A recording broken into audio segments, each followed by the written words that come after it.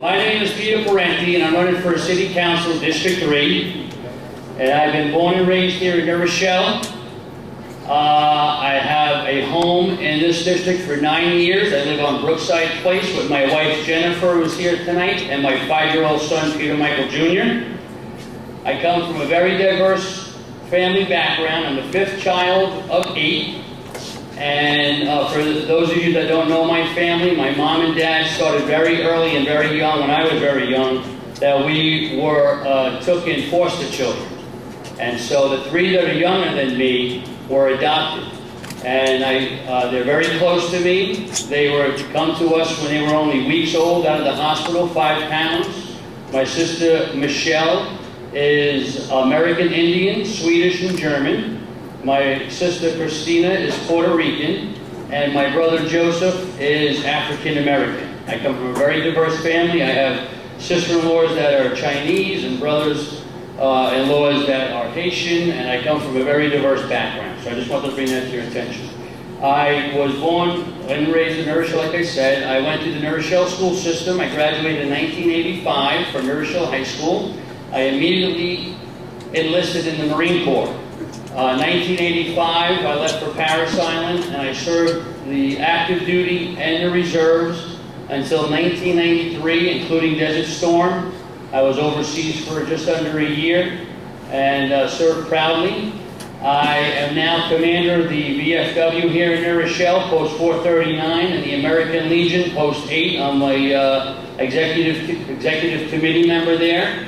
And I am president of the United Veterans Memorial and Patriotic Association. And with that title, I am a coordinator to the 9/11 vigil that we do right here down the street on the lawn of the Armory for the last 2 years. And 1 year it rained, and we did it in the American Legion Hall on North Avenue. But even more proudly, I'm the coordinator of the Memorial Day Parade. It's went to the wayside for about 12 years or 13 years that we didn't have a parade in New Rochelle after having one way back when I was a youngster. And I was working very hard to revitalize that, and it has become the largest event in New Rochelle, annual event in New Rochelle. I think it's probably the largest Memorial Day parade in Westchester County. I am a parishioner of St. Joseph's Church in the west end of New Rochelle. I was baptized there and did all my sacraments, including marriage, and I go there on Sunday as a practicing Catholic. And I am a co-chair of the St. Anthony Feast and Bazaar that we do every June 13th every year over there for the weekend. I am very active in the community, and that's some of my community things that I do.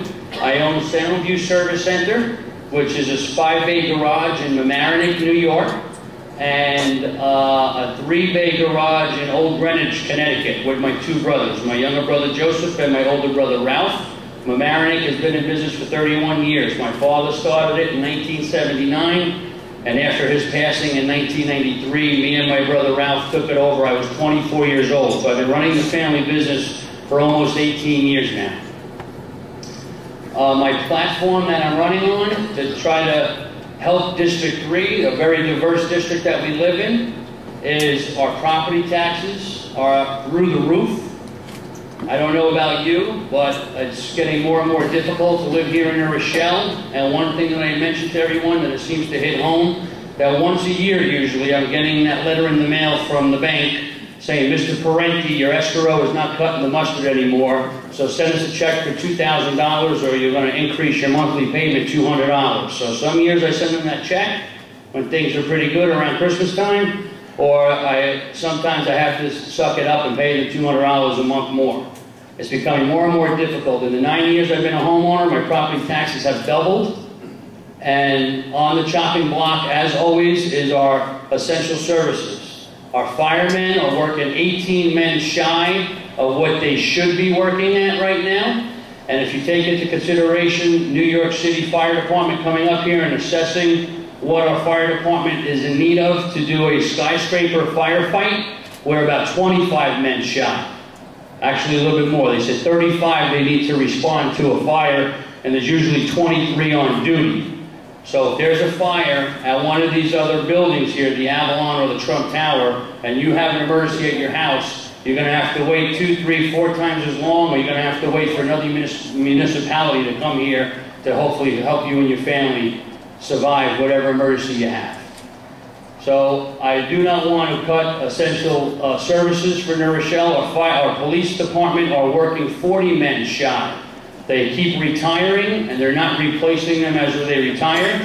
So what they're doing is they're just giving men overtime, and it's costing us probably more money in the long run, but they're also short-handed. Now the Department of DPW, they want to cut our services down to 1 day a week for picking up garbage to try to save money. And if you see what happened in Yonkers with the garbage piling up at a lot of the places that have an abundance of garbage, like these apartment buildings and apartment houses and restaurants and things like that, it's going to become a rat-infested city.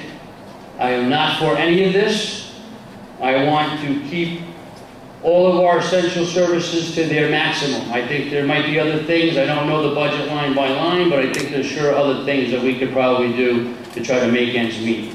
One of the things that I think is a direct cause of these services and the economic woes that we're in right now is all the generosity that we have offered to these big developers that have all the money, a lot more money than you and me, and they get all the breaks, but we get all the burden. The Avalon, I got to correct something that I said in the past. I was telling everybody that the Avalon should be paying $6 million in property tax every year, and they're only paying $600,000 worth of property tax every year. So that was a $5.4 million profit in the owner's pocket.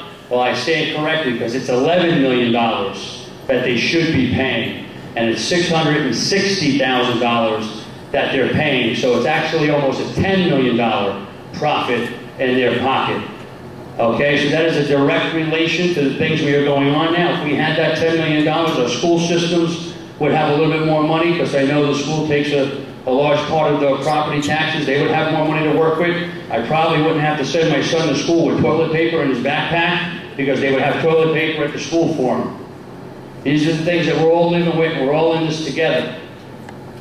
Okay? They want to do the same thing with the city yard right down the street here. It's a 7-acre piece of parcel. They want to gift it to Forest City Ratna, who is under investigation in Yonkers for some possible wrongdoings. And these are the people that we're doing business with here in the city. I don't agree with that, but they want to gift them that 7-acre piece of property, and it's worth probably about $35, maybe $40 million. And they want to put the move of the city yard on our backs to a 7.5% increase directly on the homeowner. That equals $30 million that we're going to be paying as homeowners that we can't afford to pay. So these are the things that we're up against as a city, and this is the things that I want to help you with, and I want to represent you.